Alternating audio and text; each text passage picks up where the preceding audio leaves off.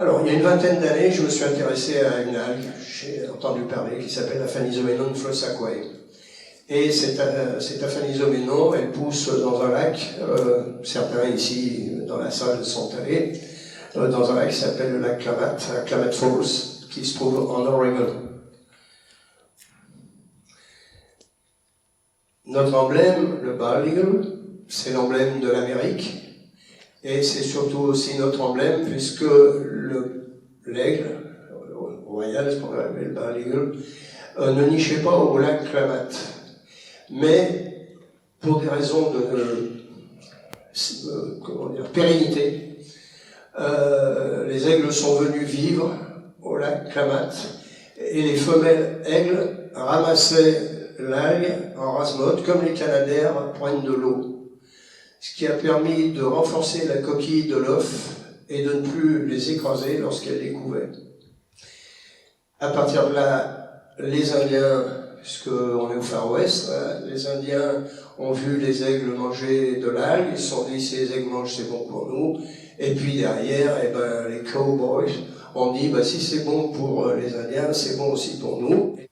Alors c'est un milieu naturel qui pousse dans le lac est dans une caldeira, ça c'était Crater Lake, qui se trouve à 40 km au nord. Voilà, le lac Klamath, il commence là, Upper Klamath, on est comme ça nord-sud. Et vous avez Crater Lake, ce lac ici, qui va alimenter. Alors le lac Klamath, il a une profondeur moyenne de 1,50 m. 40 km de long, 8 km de large, de moyenne. Il n'est pas profond, mais il est surtout alimenté par ce lac ici, Crater Lake, qui lui a plus de 600 mètres de profondeur. Donc l'eau va percoler à travers les parois du volcan, parce que ça c'est le cratère, et va venir descendre par la terre et va venir alimenter le lac Klamath. L'eau étant un solvant, elle se charge des oligo-éléments que l'on trouve dans la terre volcanique est très riche, et cette eau va se décharger dans le lac, et les plantes qui sont des autotrophes, à l'inverse des humains qui sont des hétérotrophes, les plantes peuvent assimiler les minéraux contenus dans l'eau et dans la terre. L'homme est incapable, hétérotrophe, incapable d'assimiler les minéraux contenus dans l'eau ou dans la terre. Donc quand vous buvez de l'eau minérale, c'est aussi un gros mensonge. Cette algue, on m'a attaqué à partir de l'an 2000, parce qu'elle était interdite en France. Et aujourd'hui, cette algue qui était dangereuse il y a 20 ans est reconnue d'utilité publique. Alors c'est une algue qui est très riche. Alors voilà toutes les certifications que nous avons sur l'algue. Elle est homologuée aux États-Unis, en Allemagne, en France, en Angleterre, partout dans le monde. Alors cette algue, c'est une cyanobactérie.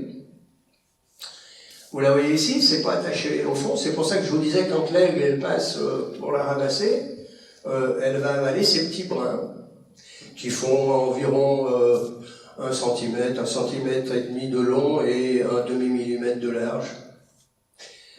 Et elle se développe environ du 15 juillet au 15 octobre sur une épaisseur de 50 cm. Alors, on a l'homologation à Bruxelles. Ça a été aussi un peu long à obtenir, mais on l'a eu. Alors voilà, les étapes de transformation. Quand l'algue est récupérée, pour ceux qui sont venus, vous avez vu, c'est récupéré, c'est ramassé par les grandes barges, c'est vidé dans des cuves de 5000 litres, et elle est déjà un peu, pas essorée, on fait descendre l'eau, et puis c'est des bateaux offshore qui la transportent jusqu'au port, où là il y a des camions-citernes réfrigérés, qui la transportent au laboratoire, et entre le temps où l'algue est ramassée, récoltée, et où l'algue est prête à servir, il se passe jamais plus de 5 heures. Cette algue, elle est composée de 115 micronutriments. C'est l'aliment le plus complet connu à ce jour sur la planète. Lorsque j'étais au Brésil, on a fait des analyses à l'université à Brasilia. Vous voyez ici, c'est une résonance magnétique nucléaire, et vous voyez qu'il y a les éléments ici, tout ce qui résonne, ça s'en éteint, mais tous les petits picots ici sont tous des éléments qui composent l'algue. Il y en a où il y en a un peu plus, il y en a, voilà. Mais tout ça, c'est que des éléments qui composent l'algue. C'est pas parce qu'il n'y en a pas beaucoup que c'est inutile. Au contraire. Vous avez ce grand pic ici, qui s'appelle la PEA, la phényléthylamine. Ça en est plein dans l'algue, et la phényléthylamine, c'est le précurseur de la dopamine. C'est un des précurseurs de la dopamine. La dopamine, c'est l'hormone de la joie, du bonheur, de l'amour. C'est également une algue qui est très riche en phycocyanine. La phycocyanine, c'est un pigment bleu qu'on retrouve également dans la spiruline. Il y en a 4 fois plus dans la phanizoménon, et il n'y en a pas dans la chloréa. Ce pigment bleu, la phycocyanine, c'est un anti-inflammatoire, mais qui relance aussi le système immunitaire, n'est-ce pas, Émile? Voilà. Donc, c'est un anti-inflammatoire aussi puissant, vous le voyez en bleu ici, que le Celebrex et le Vioxx. Alors, c'est un aliment complet avec 115 éléments, c'est un anti-inflammatoire grâce à la phycocyanine, c'est un antidépresseur grâce à la PEA, la phényléthylamine, c'est un chélateur des métaux lourds. Qu'est-ce que ça veut dire? Ça veut dire, vous savez, si vous avez été vacciné, les métaux lourds, vous en avez beaucoup. Si vous fumez, vous avez énormément de radicaux libres aussi. Chaque bouffée de cigarette, c'est plusieurs milliards de radicaux libres. Vous savez, les radicaux libres, c'est ce qui rouille les cellules. Donc on va utiliser derrière des produits pour dérouiller. C'est un inhibiteur des neurorécepteurs de la faim. Et elle stimule aussi la production et le relâchement des cellules souches de moelle osseuse. Alors voilà, qu'est-ce que c'est, comment ça marche? Lorsque la vie apparaît chez un mammifère, elle est la résultante d'une fécondation d'un ovule par un spermatozoïde. Et cette première cellule fécondée, on appelle ça des cellules embryonnaires, et elles sont ce qu'on appelle totipotentes. Totipotentes, toute potentialité. Pendant les 8 premiers jours de la vie, on appelle les cellules souches embryonnaires, les cellules souches totipotentes. À partir du 8e jour, on appelle les cellules souches pluripotentes. Ce sont déjà des cellules souches adultes, même si c'est encore un embryon. Et puis, quand elles ont fini, l'embryon va continuer à se développer pour se développer en 3 feuillets embryonnaires, l'endoderme, le mesoderme, l'ectoderme. Tous sont des faits comme ça. Et elles sont là, ce qu'on appelle les cellules multipotentes. Elles peuvent encore faire, par exemple ici dans l'endoderme, du poumon, du tube digestif ou du foie. Il y a 500 tissus, enfin un peu plus, 512 je crois. Et on dit 75 billions de cellules, mais personne ne les a jamais comptées, donc peut-être 25 milliards, 2 milliards, je ne sais pas. Alors ces cellules souches, on les trouve dans la moelle osseuse, mais on les trouve aussi dans le cerveau. On les trouve dans la graisse. Au départ, c'était les cellules souches de moelle osseuse. Alors, voilà, les cellules se divisent et donnent 2 nouvelles cellules, une cellule fille et une cellule mère. Elles vont se séparer, division cellulaire, qui donnent des cellules filles. Alors regardez bien, c'est ce qui va se passer, ça c'est du vrai. C'est ralenti, évidemment, pour qu'on puisse bien le voir. Vous avez vu, elles se séparent, et si vous avez bien vu, il y a un noyau, 2 noyaux, un noyau, 2 noyaux, donc un nouveau 2, un nouveau 2, 1, 2, 4, 8, 16, 32, 64, ça va très vite. Ces cellules souches, qui sont donc pluripotentes, on le sait, on l'a prouvé, elles peuvent réparer n'importe quel organe. De manière naturelle, ici, on en fabrique tous en moyenne 3 millions par jour. Elles sortent de la moelle osseuse, elles migrent par la circulation sanguine pour aller réparer les organes qui sont malades. Vous allez voir comment ça fonctionne. Alors, une cellule souche de moelle osseuse, elle peut faire du muscle squelettique, du muscle cardiaque, des cellules gliales, des cellules épithéliales, des cellules adipeuses, des globules rouges, des globules blancs, du cerveau, on l'est un peu ici, et du foie, enfin, peut faire tous les organes. Ces 3 millions de cellules souches, elles vont circuler dans les artères, les veines, les vaisseaux, etc. Et puis elles peuvent aller là, ou elles peuvent aller là. Et pourquoi elles iraient là plutôt que là? Quand un organe est malade, il va libérer des cytokines. il va libérer des cytokines. Heureusement qu'il y en a des cytokines. Sinon, ça n'appellerait pas les cellules souches. Et les cellules souches vont aller là où les cytokines appellent, là où l'organe est malade. Donc ici, c'est le foie. Celle-ci, qui ne sait pas encore ce qu'elle va faire, elle va aller faire du foie. Et puis si elle ne vient pas là, elle peut aller faire de l'intestin ici. Ou si elle ne vient pas là, elle peut faire du derme ou de l'épiderme. Quand on se blesse, vous avez les cellules souches de l'épiderme, mais vous avez aussi des cellules souches de moelle osseuse qui arrivent pour cicatriser. Alors elles sont appelées par les cytokines. Et elles vont aller réparer, on va dire, le foie par exemple, ou le cerveau. Mais quand elles arrivent sur le foie, il faut qu'elles se fixent. Et vous savez, il a pensé à tout. Il y a ce qu'on appelle libération de cellules d'adhérence, chimiokines. Ces cellules d'adhérence, elles vont coopter la cellule souche qui passe. Alors regardez bien, c'est dans le cerveau d'un chien, et c'est évidemment ralenti 30 fois, toujours pour qu'on puisse voir ce qui se passe. Voilà une cellule souche et une cellule d'adhérence.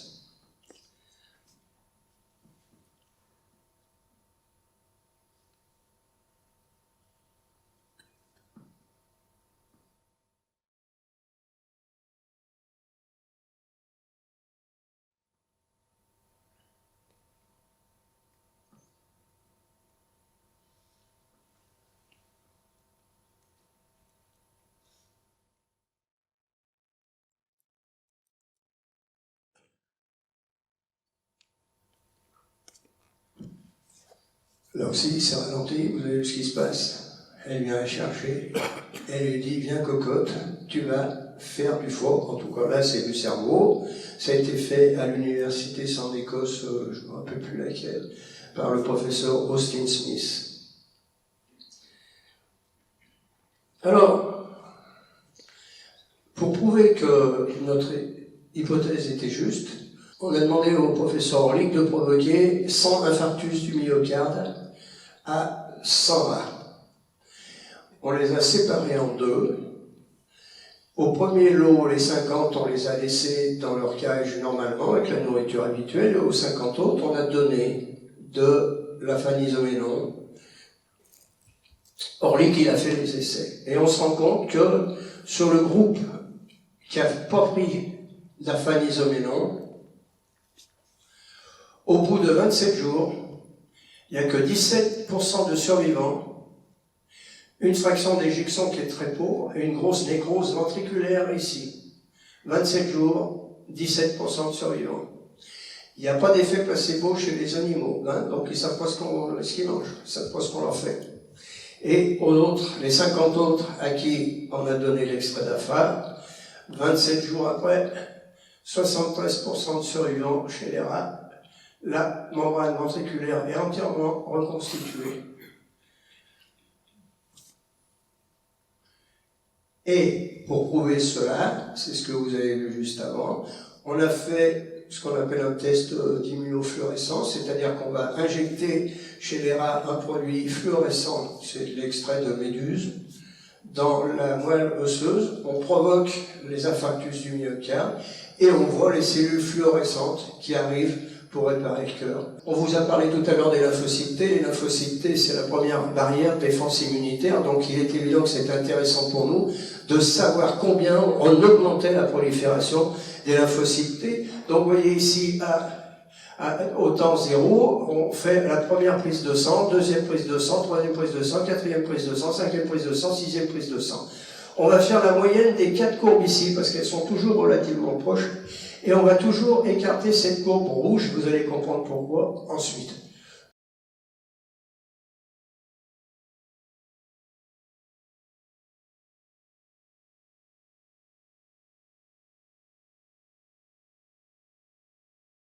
Et là, on stimule, on cherche quoi? Les cellules NK, les natural killers. Natural killer cells, ce sont les cellules tueuses, les cellules cancéreuses. Alors, je reprends rapidement maintenant. Alors, ça c'était très intéressant, cette courbe ici, parce que vous voyez qu'ici, il n'y a pas eu de prélèvement de sang. Et Christian Dubreuil, il était appelé pour une intervention. Et malgré ses 40 années de chirurgie, eh ben, il stresse, hein, parce qu'on stresse toujours. Eh bien, regardez ce qui se passe. Il ne reloge plus les cellules souches. C'est là. Là. Il a fini, il revient. Wow, il relâche. Moi, juste, c'est magnifique. Donc voilà, et on a bien séparé le relâchement et la migration. Alors, de manière habituelle, je vous ai dit, on fabrique et on libère 3 millions de cellules souches. Avec la fanisomélon, on augmentait de 30%. Ça, c'est quand même prouvé au départ. Donc, on a fabriqué 3 millions d'œufs. Avec le Synerstem, on en fabriquait 5 millions 4. Avec le Synerboost, 6 millions 7. C'est 120 000, ouais. Mais ce qui est important, c'est, ok, c'est bien d'en fabriquer plus, mais combien il y en a qui vont partir dans les tissus? Donc, de manière habituelle, sur les 3 millions, il y en a que 900 000 réellement qui vont partir dans les tissus. Avec la phase sur les 3 millions 9, on en a déjà 1 560 000. Pas tout à fait le double, mais presque. Avec le Synerstem, on est à 2 160 000 au lieu de 900 000. 2 fois et demi, presque. Et avec le Synerboost, on est à 350 000, 7 400 au lieu de 90 000. Alors ça a été fait, c'est été compté par le laboratoire d'hématologie, c'est en cytométrie du flux sanguin. Parce qu'on ne les a pas comptés à la pince à épiler. Ça passe devant un compteur. Et comme elles sont fluorescentes, puisque le laboratoire d'hématologie a utilisé des réactifs et les cellules vont se colorer de différentes couleurs. Donc quand elles passent devant la cellule, le capteur va compter les vertes, les bleus, les jaunes, les rouges, etc. Alors, vous avez vu qu'il y avait une courbe qui était en arrière, celle-ci, la rouge, et à chaque fois qu'on l'a prise, elle était toujours au-dessus. Et bien, tout simplement parce que la courbe rouge, c'est la mienne. Et comme je prends mes produits depuis 20 ans, j'ai stimulé énormément mon système immunitaire. En fait, ça dépend comment on compte, mais j'ai un système immunitaire qui est 4 fois plus performant qu'un système immunitaire normal. Et j'ai 72 ans depuis quelques jours, donc je vais très bien. Alors, j'aime bien cette petite phrase de Mark Twain. Ils ne savaient pas que c'était impossible, alors ils l'ont fait. Regardez, nous ce qu'on fait, c'est de multiplier les cellules de défense qui vont, les natural killers, qui vont attaquer les cellules cancéreuses, entre autres.